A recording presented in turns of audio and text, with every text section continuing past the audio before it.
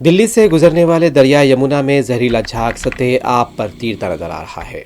दिल्ली के कालिंदीगंज इलाके से गुजरने वाली दरिया यमुना पर यह जहरीला झाग देखा गया है। साथ ही इलाके में और फिज़ा में कोहरे की एक तह भी देखी गई है। क्योंकि हवा का मेयार बहुत ख़राब ज़ुमरे में शामिल है, इसलिए न सिर्फ फ़िज़ा मुतासिर है बल्कि जहरीला झाग भी दरिया यमुना के सतह आब पर तीरता नज़र आ रहा है।